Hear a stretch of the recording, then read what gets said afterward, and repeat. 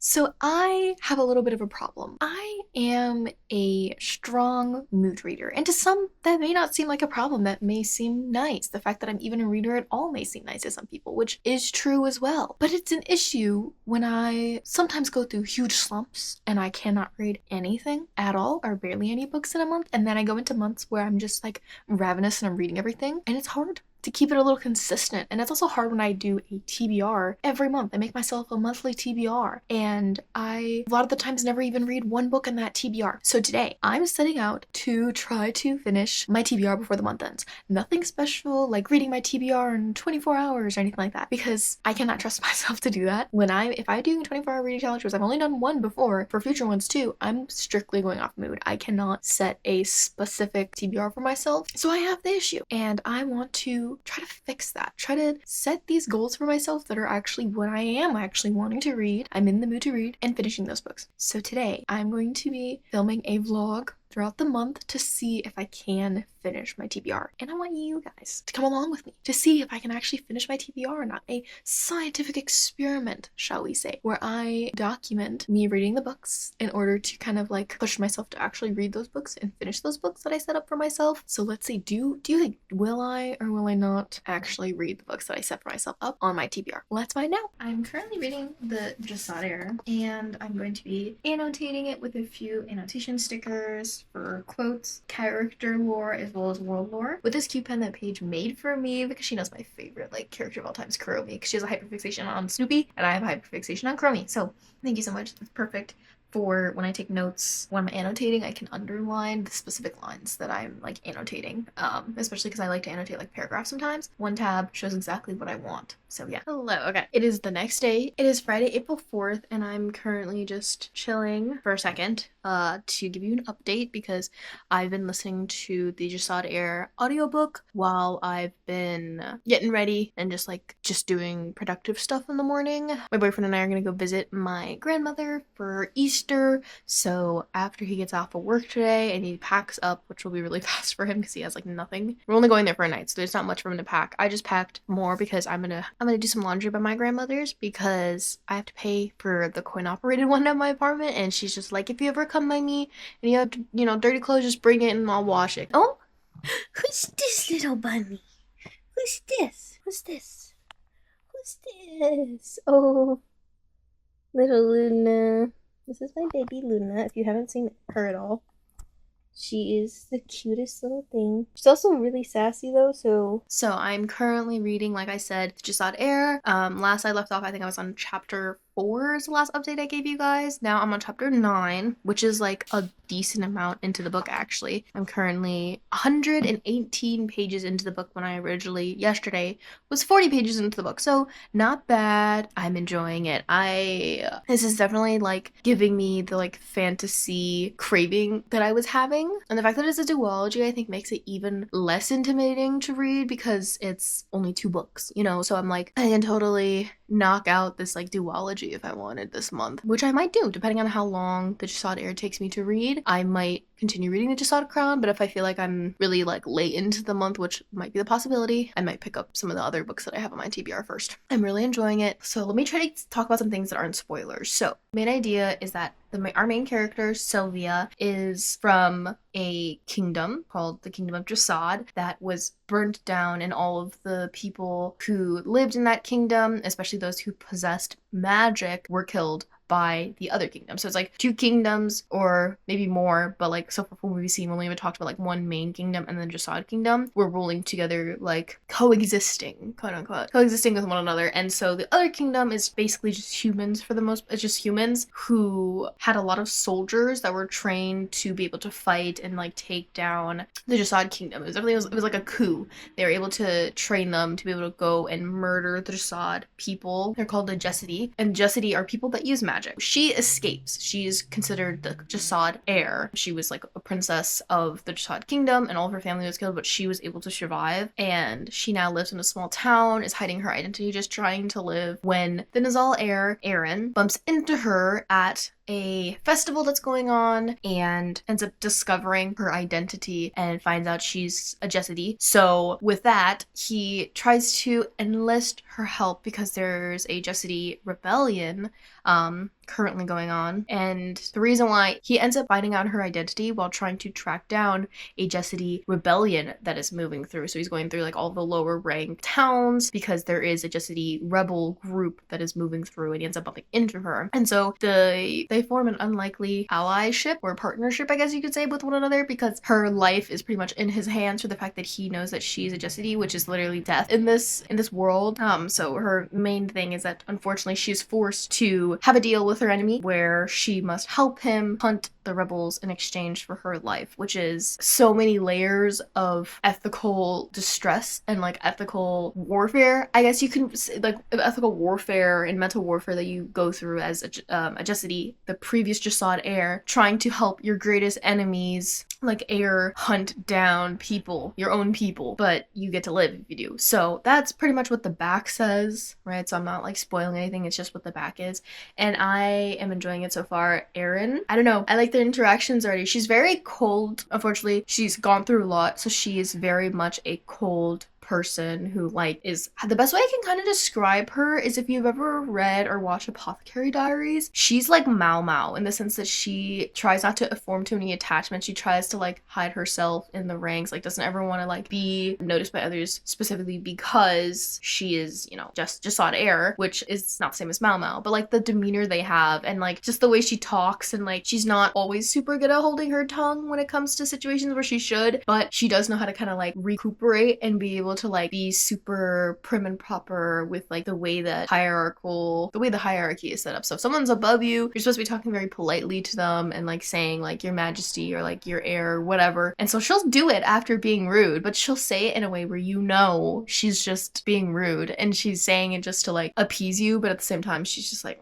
you know, you can tell she's being passive aggressive. So I like that a lot. I like her. She's very closed off, but at the same time she likes to think that she's a closed off person who like is trying to be like is cruel, where she, you know, if something happens to somebody, she acts like her thoughts are, oh well, they should have done better at hiding themselves, or oh, you know, that's their fault. But in reality, she does care a lot for other people. Just from like literally the 9 chapters that I've read, you can tell she does care a lot about people in general, and she does grow bonds with the people in the town that she never wanted to grow any bonds with them, and you can tell she just does care. But at the same time, she's like battling with the idea that like it's life or death, you know, it's a life or death situation. She's constantly, I like her is all I'm saying, and I really like the feelings it's giving me. Like it's definitely giving like a Katniss, everything from Hunger Games. That's the way she feels to me. Yeah, I definitely could say that she feels like Katniss, like that same like character type, and like the way she acts and like tries to act like she's trying not to care about other people, but in reality she cares about a lot of people, and a lot of people care about her. Like one thing that I love about Katniss, side note, is that she thinks nobody likes her in the same, but like she literally had the peacekeeper under her, like wrapped around her finger. People gave her free stuff all the time, and they would say it's for her sister, but there is a theory and like the belief that I strongly believe with as well, that they know that Katniss would never take anything free unless they said it's for her sister. So definitely gives me like Katniss vibes. And Aaron, we don't know much about him yet, but he finds her amusing, or yeah, it's like sickeningly amusing. So she can say stuff and he's just, you know, kind of like finds her slightly amusing. Very same much, like he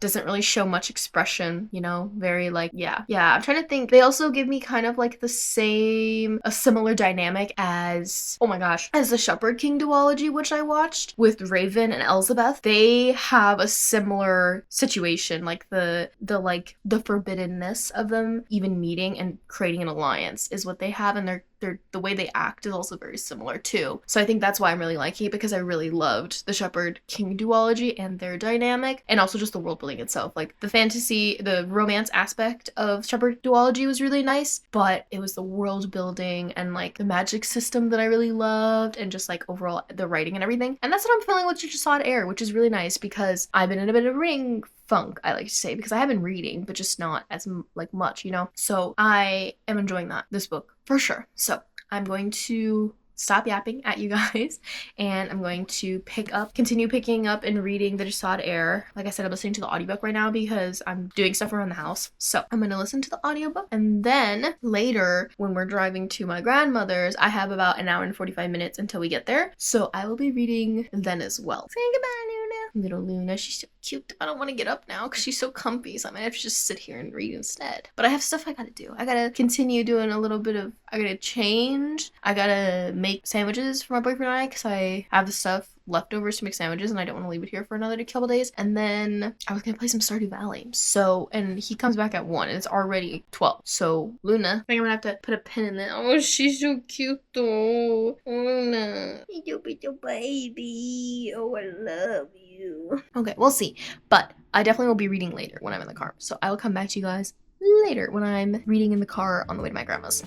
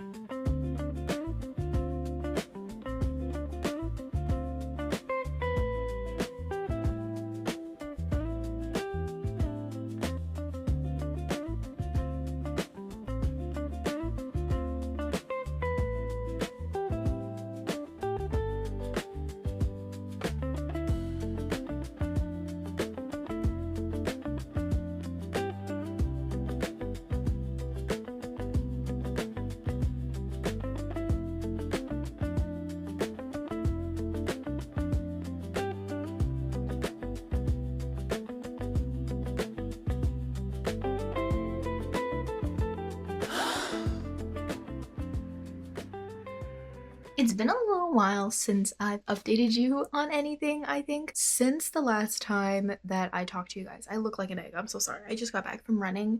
You never think I would ever say that, but it was my second time running this week. My second time running in such a long time. I'm trying a beginners to like 5K running challenge or routine, I guess, plan on Runna, the app, because I don't know, I've been kind of, I guess, inspired by some running people that I've been seeing recently, as well as the fact that I love tennis. As some of you might know, or may not know, I love tennis, and I feel like my stamina is not very good, as well as like my I'm not that fast, and like my reaction time is just not very good. And I thought running would be a good way to hopefully help my stamina get a little bit better, so I can like play a lot longer, or like play at like my peak performance longer, because I can have my peak performance for a little bit and then I'm like dead.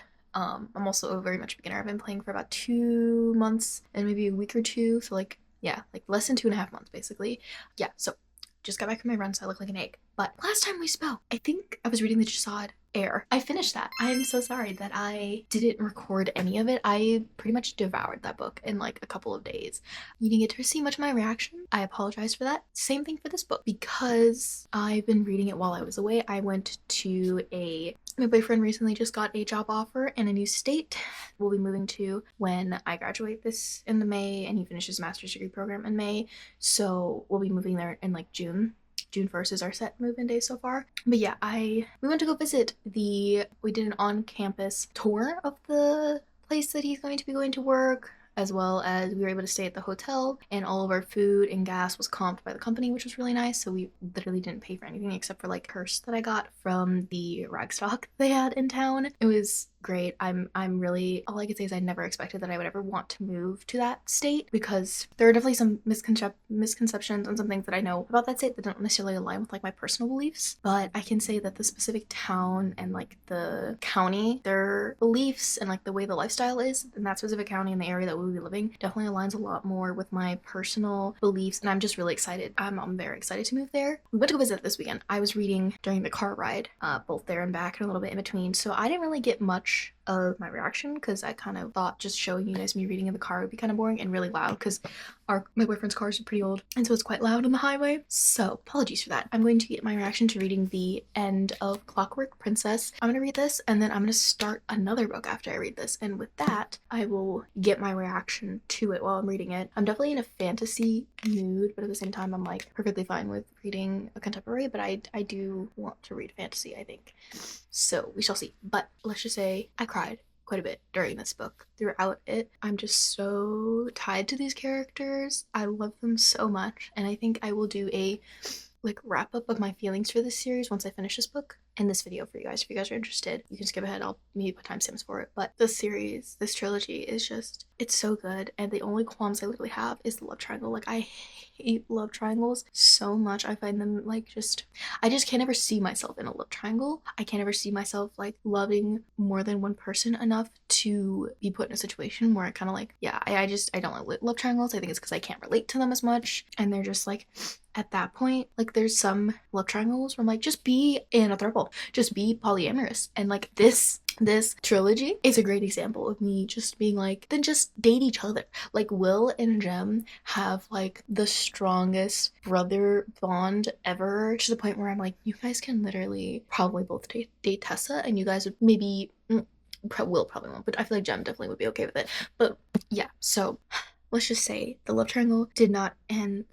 I'll talk about it later, but I do have some mixed emotions and opinions on certain aspects of what happened in this book. But I'm still enjoying it. It's definitely, I can't say it's my favorite book because, yeah, I cannot say it's my favorite book just because of certain plot points in this that I am so like frustrated by. I'm not gonna lie, but I'm still enjoying it. Needless to say, I'm finishing up the last chapter in this book, and then I'm gonna read the epilogue, and so I'm gonna get my reaction because I feel like the last chapter, maybe the epilogue, might cry. So we're gonna go ahead and do that. Then we will pick up the next book in this reading vlog, at least, see where we go from there.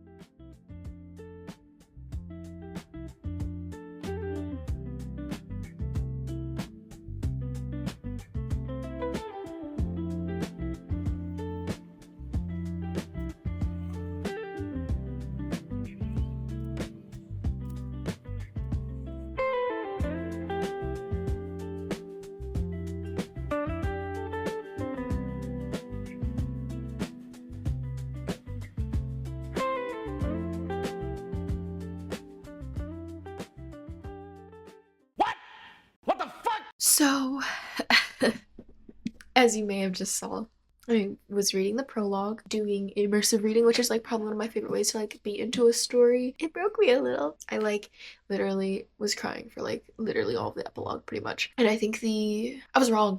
I was wrong about like the feelings I had for this book.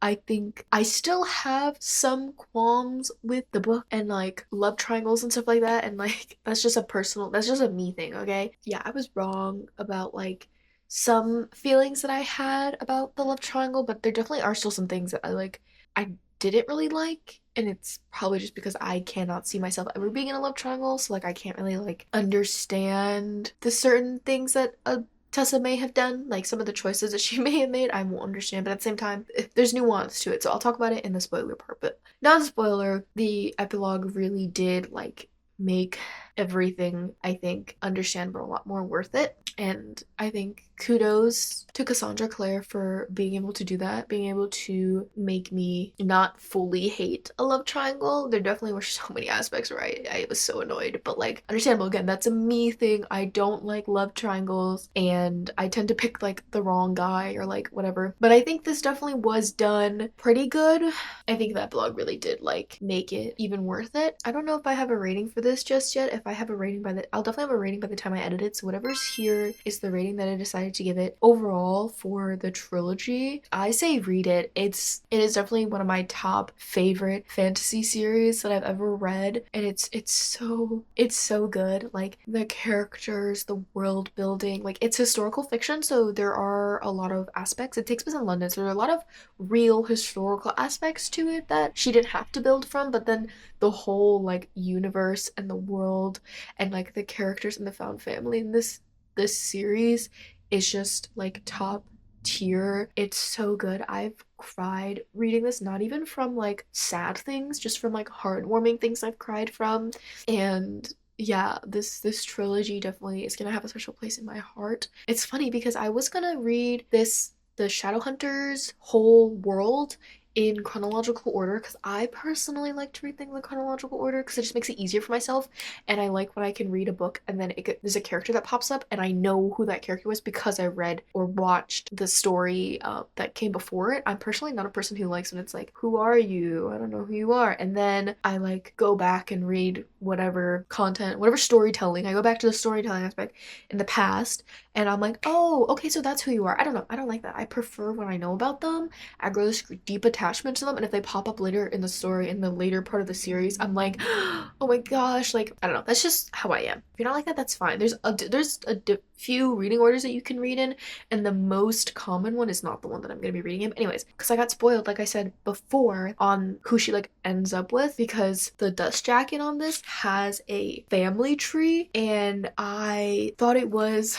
a family tree of the characters currently, because there's a lot of names, there's a lot of families, and so sometimes it's kind of hard to remember, especially since I took such a long break from reading this, so it kind of was hard to remember some certain characters sometimes. And so I thought it was like a family tree of all the characters in this, so you can see like where they land and like the enclave and the council and all that stuff. But no, it's a family tree for like the future. So I found out who she like ended up with and has kids with and stuff. So I was like, okay, that just ruined the book for me. So I don't even know if I'm gonna continue. And then I decided to push through because I was like, no, I need to know who she is, because we don't really know who Tessa Gray is as a character, if she's Nephilim, which is like the shadow hunters, or if she's like downworlders, which is like, you know, warlocks, werewolves, vampires, all these different things, if she's a demon, that type of stuff, or if she's just human with like these weird abilities. We don't know who she is. We don't fully know who she is by the time that like I read that book. So I really wanted to know who she was, and I really just wanted to see how the rest of it played out. And I'm very happy that I did, because now I want to continue the series and go on to the next trilogy, which is like the Last Hour series, I think,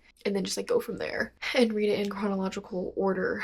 If I highly recommend this if you're looking for a book that really pulls on the heartstrings. It's like definitely, I would say there's romance aspects of it, but I would say a majority of it is like fantasy with romance in it. I wouldn't call it romantasy because there's a lot of characters, a lot of moving parts, and the found family in this is so good. The writing is so good. I just love all of the characters and like the fighting scenes and the world building and like the politics that go on. It's so good, and there's such strong female characters in this book too that I absolutely love, and their like strength isn't dependent on the fact that they have like physical strength. I do love and stuff too when like main characters can be physically strong or like trained like an assassin or something like that. I love that, but at the same time I also love characters that are strong for like their willpower and their loyalty and like the way that they can command a room and like gain respect and everything. And like that's what a lot of the female characters had in this, and I really loved that as well about this. There's a character that he lives forever because he's a warlock, and he shows up in later books, and I got to learn about him in this, and I'm really excited to see a possible romance later on in the Mortal Instruments, because this is the Infernal Devices series. The Mortal Instruments is like I think it's like 5 or like 6 long book series in the entire Shadowhunters world. It's like modern day urban fantasy, and he shows up in that, and I'm pretty sure he has his romance in it. I'm really excited to see that because I really love his character in this. I watched the movie, the City of Bones movie, and I saw Magnus Payne, and then when I was reading this I heard his name and I was like, okay.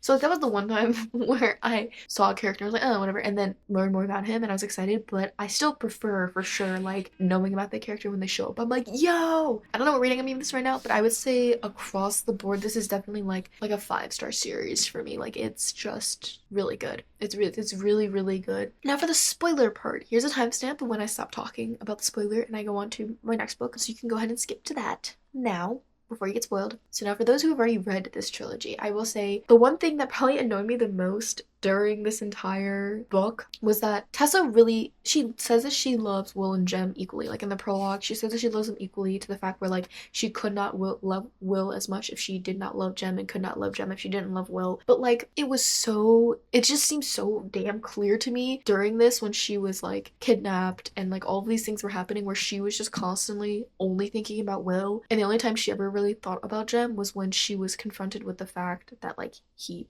died, or that she talked to Will, or maybe she had like Jem in her vision at first and then it went to Will. So I don't know, to me it just seemed very clear that she loved Will more, which is like fine, because that's kind of how love triangles go. Normally you love one more than the other, but to just say that like she loved Jem equally, just I didn't like that. And then also like you find out he's dead, and then you go and you fuck his like best friend brother that you're also in love with, like that same night. Like, yeah, but also I understand it was like a trauma response type of thing, but that just kind of annoyed me. I was just like, okay, cool, great.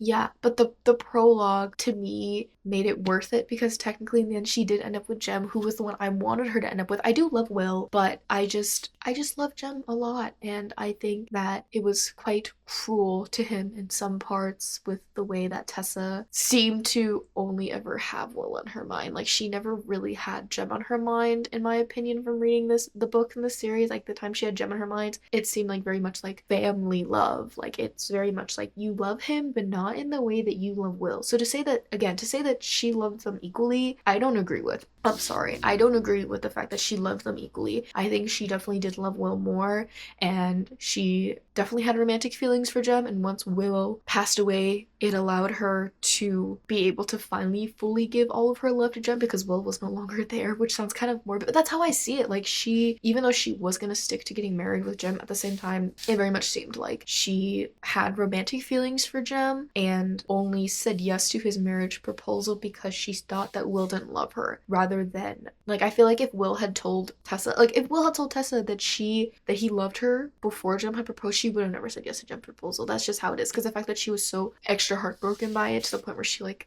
kind of hurt herself because of it, that to me was just like, you settled for Jem in this scenario, which to me, Jem should never be settled for. I love him so much. Jem is just so perfect to me in my eyes. Like, Will, I love him, but Jem is just like, I don't know, he's just perfect to me. Perfect, perfect, perfect, perfect in every sense of the word. I love him so much.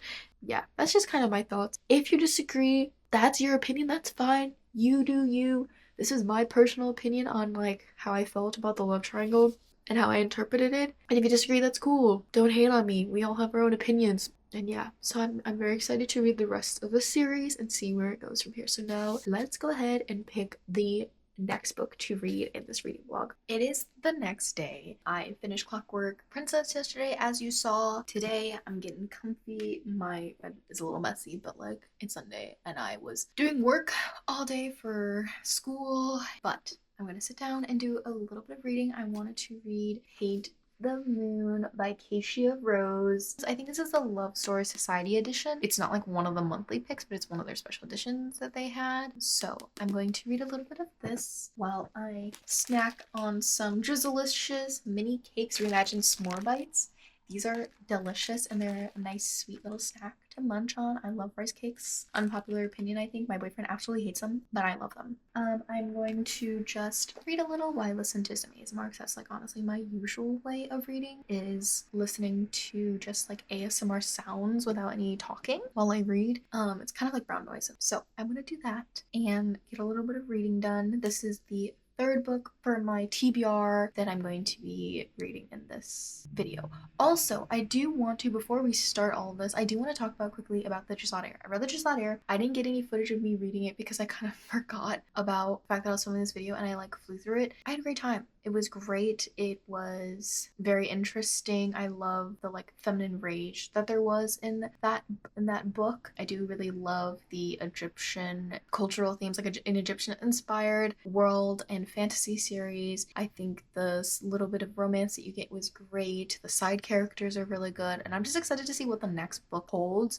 I don't really want to, not really want to say much else other than that, because like I don't want to spoil anything, but I had time and I'm gonna put it off until reading, I think, next month, or we'll see. But my goal is to finish all the books that I want to read for my TBR this month, hopefully, but we'll see. I'm about to start Paint the Moon, and then after that I might probably read Bride next, and then after that I have some options for what I can do with my fifth book. So I'm really hoping that I can get through all these books this month and actually finish my TBR, because I'm actually quite motivated to read the books that I picked out. They've been quite helpful to like figure out what books I want to read as someone who's like super indecisive. I did go off my TBR a little bit. I read The Rose Bargain. That was really good. Definitely had a crazier ending than I expected, and I do want to read Thorn Season, I think is what the next book is. I'm pretty sure it's a duology. I'm not sure. And we'll see how far it takes me. I might honestly even pop on the audiobook and do some immersive reading if I could find the audiobook and I like the narrator, because I have a decent amount of audiobooks that I can use this month, so we shall see.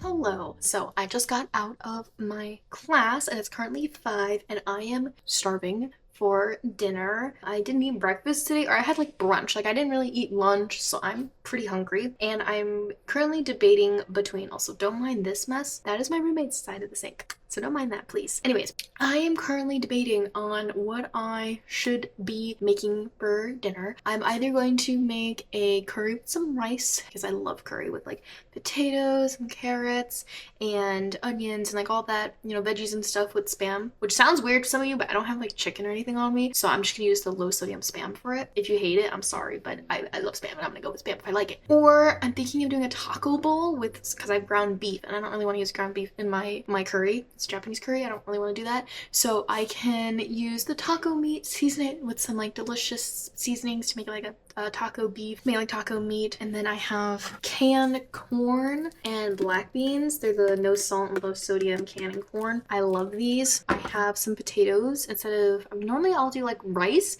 but since I have potatoes, I'm tempted to just do potatoes instead for the carb because I want to use up my potatoes. And then unfortunately I don't have any bell peppers, and I love putting bell peppers in my taco meat. Like I'll cook it in there and it gives it that extra flavor, but I don't have any, unfortunately. I have some cheese, I have lettuce, I have all the things that I need to make taco as well. So, and I also have some tortillas, like low carb tortillas that I can use to make tortilla chips in the air fryer.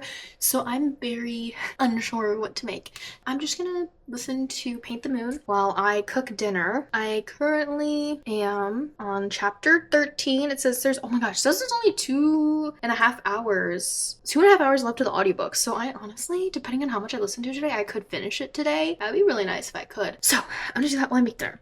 And I don't know what to make because they both are good options. Okay, so I officially finished Paint the Moon by Keisha Rose today, actually, as of April 21st. So I still have 2 more books left on my TBR. Technically 1. The other one was a free pick, so like technically I could count whatever the books I read this month, one of them, as that, but we'll see. I'm doing pretty good. I've read 5 books this month so far. I finished, as I said, Paint the Moon. I'm gonna give it a 3.5 stars just because it was a fun read. It was very cozy. It was something that I needed, I think, to kind of like get through something nice and quick because I've been reading, you know, like the fantasy books and stuff like that. They're a little bit longer in between. It was nice to have that, I think. Yeah, it was just really cozy. It was a fun sapphic romance between, so I can tell you a little bit about it real quick. So Brooke and Natalie are 2 main characters. Brooke works as an interior like designer in the city. It takes place in Canada, specifically in like the Montreal area of Canada. She works in Montreal in the town that she's going to help turn this house that Natalie has inherited from an aunt that died. It is like 6 bedrooms into a small little inn in her small town. Brooke is promised by her boss that if she goes and does this project, they'll be able to talk and reconvene about her getting the project manager promotion, because she basically has done some of the stuff that she has done is basically project management without the project manager pay. So she's hoping that if she does this and seals the deal and like gets it going on this nice inn and has it in her portfolio, her boss said that he'll give her the project management role basically. And so she goes and finds out that the town that she's going to be working in, and specifically with, is her ex-fiance's little sisters. Her fiance left her at the altar right before they were getting married. He didn't show up and left her at the altar, and they never got married. And then she basically left the town. Well, she wasn't living in the town, but she was so excited to move into the town after they got married and was so excited to build a life there. But things didn't go through, so she stayed in Montreal, you know, all of her life and commitment into this company. That's her story. Natalie is an artist who did an exhibition like a year or so, I forget exactly what timeline, but recently did an exhibition with some of her best artwork, and nobody bought any of her paintings, and she feels very like nothing's left for her in her life really, because that's all she ever loved doing. She put so much of her heart and soul into that exhibition, and it basically was a fail. And so she's currently at a time in her life where she doesn't know what she wants to do. She's currently kind of burying herself in like the mini project cleaning out her aunt's house, when her 2 best friends kind of pitched the idea of her turning it into an inn, because I always had these like fun ideas when we were younger, and turning somewhere in an inn inside of the town is something something that they have always wanted to do, especially since they're locals. I know a lot about the town and like the economy and hoping to turn it into a little bit of a tourist type of area. It's very artsy there as well. So she kind of takes it as like not seriously, and it's a big risk, even if it's something that she really wants. It's scary to take another risk to her after she took a risk with the exhibition. And yeah, but she ends up being signed up for the meeting with the interior designer with Brooke. They have the meeting and you go from there, the story with them from there. And it was a cute sapphic romance. I do kind of wish it was a little bit more slow burny. I think maybe it was because it was like under 400 pages, which I was kind of looking for, if I'm being honest. But I do wish it was a little bit. I love a slow burn. Like I love when a couple like gets together, like in the last chapter or even in the last page. Like I love it because like once they get together, the banter, the tension kind of just disappears. And most of the ways that people, a lot of writers, some romance authors, actually a decent amount of them, they create that tension in a romance by doing like a third act breakup or like some stupid miscommunication that like wasn't really a thing in the beginning, and they just like put in this random drama that like shouldn't be there and is like kind of out of character for these characters to care about this drama. And those are like my pet peeves. And now I can't say if this book did that or not, but I do wish, needless to say, it was a little bit more slow burn. I've seen with a lot more recent romance books that have come out recently, they're not that slow burn that I like. They're typically like get into a relationship as early as like the 50% mark, which is kind of crazy to me. Like that's kind of crazy. Or, you know, like they get together for like a couple chapters and then there's their back breakup that takes up multiple chapters and then they finally get back together in the last chapter. I hate that. I hate that so much. That is like my biggest pet peeve because it's like the easiest thing for them to fall back on and to keep the tension going while a couple is together, but then you break them up, so it's like, okay, they're not even. I'm ranting about something that I hate. But anyways, so I do wish this book was a little more slow burn. I can't say like exactly what happened in the plot, but needless to say, they didn't like wait until like the last page to get to that type of stuff. That's the type of slow burn that I love, honestly. Or like the last chapter or whatever it was. But yeah. So I'm going to be reading my next book and I'll give you an update after that. Okay, it is Thursday the 23rd, 1 p.m. For the past couple of days, I've been reading Bride and I just want to give you guys a little bit of an update. I am currently, I think it was like 40-something% of the way through. I'm page 166 out of 396 of my probably smut edition of Bride. And let's just say I am enjoying it a lot. It is quite fun. I think the politics that are going on in this world are fun. Learning more about the werewolves is, I like it. I like the world that they have. They kind of just seem like humans and like the stereotypical way of what like people think Americans are, where they like are always barbecuing and like into football all the time. Like that's kind of what they are to me. But they also have like a lot of love and care for each other, which I really like, that you don't really see in our main character, Misery, or like with the vampires in general. From what I can tell, like it's very different dynamic. Like Misery doesn't really fit in anywhere. That's kind of like, she's a vampire and she kind of doesn't fit anywhere with the vampires or the humans or the werewolves, but she's definitely seems like she's finding being with the werewolves more like home than the humans and vampires have ever been for her. I do like the MMC, the male lead, Low, as in like Lowe, not Low as in Low from the Dick to Calloway sister series. I like Low. He's not like a grump like I was expecting, luckily. You can tell that he is just doing what he can for his pack and is like sometimes needs to put on that strong front because he is the alpha of their pack. But he's not like grumpy in any way that I would say. Like he just kind of is in a very precarious situation where he is the leader of the pack, seemingly not what he was always wanted to be or was expecting to be. He used to have another life outside of being the alpha of the pack, and it's very new to him, and he has a lot of people's lives at risk and in his hands, both in the werewolf world with his pack as well as like with the vampire and human situation that's going on with them. There's not a lot of the Omegaverse stuff in it yet. I haven't seen it yet. It would definitely be a little bit later in since I'm about 40% of the way through, but I'm having a good time, and it makes me so sad that I sold my copy, the Probably Smut copy of Mate. So the book of the month was the Mate copy. I bought that and you can add on Bride, and I added on Bride, and then Mate came without Bride, and I was like, oh, okay, it probably comes at a separate time. It came, like, it wasn't coming, like, for a couple of months. Like, literally a couple months went by and it wasn't, I never received it. And I thought, oh man, maybe it got lost in the mail and I have to refund it or something because I can't find it anywhere, and I couldn't like really find my receipt properly in their website. So I couldn't see, like, it said mate plus add-on, and then it like showed that it was like delivered or something technically. And so I was like, I might have to do the refund situation. But yeah, so I sold it on Pango Books, literally shipped it off the next day. This came in with one of my others. It came with another book and I was so upset. I forgot how I like her writing. Very kind of like quirky, it's just fun. It's just a fun read. Like, I'm not expecting it to change and blow my mind. I am going to continue. I'm gonna listen to the audiobook because I have some audiobook hours on Spotify. So I'm gonna listen to the audiobook while I do some laundry, eat some lunch, and then hopefully I can sit down and like actually physically read a little bit of this. Or I am crocheting another book sleeve because I just crocheted. So I crocheted this cute little book sleeve for, I feel like it could fit. I try to make it pretty thick so I can fit like whatever book I honestly want to bring along with me, including paperbacks. Like, this is mainly for a paperback. And then, so it looks like this, like a little envelope. And then I just wrap this around a couple of times just to secure it in. And then I just put it under the yarn and then it's secured.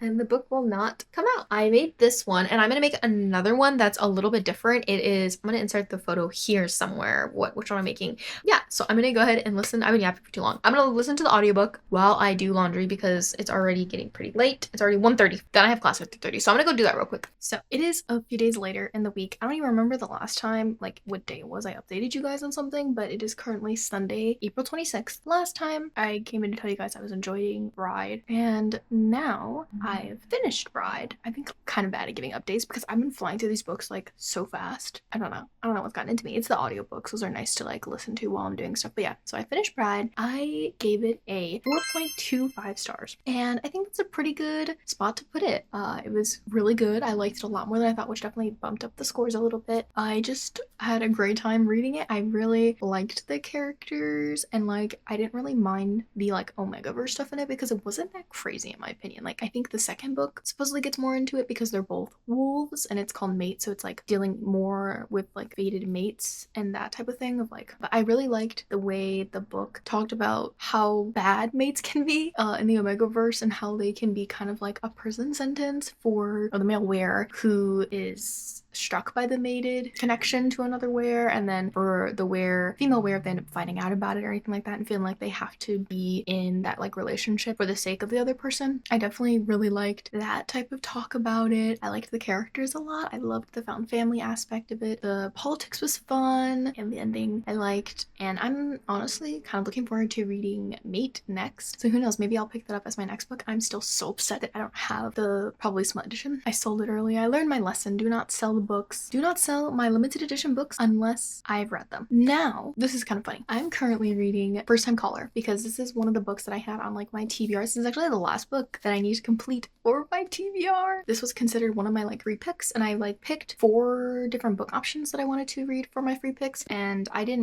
said in the video that I didn't even have to stick to those if I didn't want to, but I decided to let's just go with this one because I feel like this one was a fun romance book that I've been wanting to read for a really long time. I thought the vibes would be very like cozy. I am enjoying it. I feel like I'm enjoying it about as much as I enjoyed Paint the Moon. My only qualms I have with a lot of romance books nowadays is that they like get into intimacy a lot earlier than what I would typically like to read about. I'm fine with spicy scenes. Like, I don't mind those at all. I think they can definitely be nice to enhance stories and stuff. Like, I literally read Bride. Like, clearly I don't dislike spicy scenes.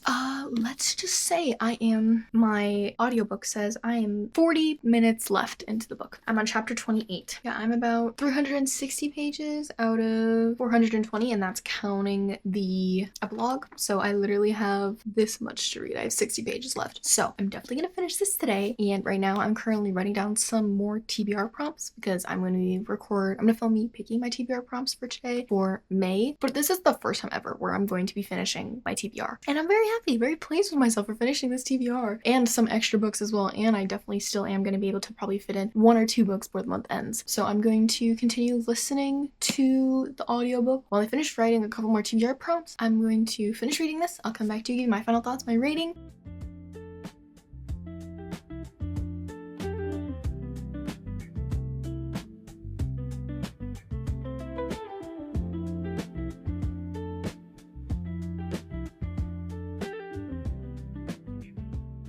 I finally finished, or no, not even finally. I just finished First Time Caller by B.K. Borison. I already gave you some of my thoughts on it. I think the ending, the last 60 pages were what I expected from typical modern romance books. This was really, it was a fun time. Again, super cozy. The banter between them was really fun, super easy to read. Like, not more that I think I could want from like a good romance book. I'm not saying it was the perfect romance book or the best romance book I've ever read. I think it was definitely just a good, solid romance book. I'm gonna give it a 3.75. I think 3.75 is a good option. I think that works for me. Also, I think maybe if it was a little bit more of a slower burn and didn't have the classic thing that happens in the last typical 60, 70 pages of a book, then I would have loved it a lot more, and it definitely would have been a lot higher. But that's just personal preference. I still think it was really fun. I had a great time with it. I still like it. 3.75 by no means is a bad thing. I really enjoyed it. I like the characters. I like the family aspect. She does have a daughter, and she also, her daughter's father, baby daddy, is still in her life. He's actually married to one of the cutest husbands ever. They're so cute together. They actually live next to each other, and they have a really good relationship with each other. The Lucy and her daughter's father have a good relationship with one another. They do a lot of co-parenting. They're still friends with each other. They've known each other since they were children. They were kind of like high school sweethearts, and then kind of, I guess, found out that they just weren't fully for each other. It seemed more so like it was on like his part that he didn't think that they were meant for each other, and Lucy kind of understood it. They had a lot of love for each other, but not in that way. I really did like that aspect a lot. I liked that type of healthy co-parenting that a lot of people have trouble with, which is, it makes sense because a lot of relationships end very tumultuously and end with a lot of bitterness. But I like this one because they still, you could tell they still love each other, but just in a family way. They really do care about each other. So I really did like that aspect a lot. And that means that I officially finished my TBR for the first time ever. And a little self-applause for myself. This will be the end of this vlog. I hope you guys enjoyed this little vlog. I didn't do anything crazy. It literally was just me chilling at home, giving you guys some updates. And I hope to see you guys for the next video. Happy reading.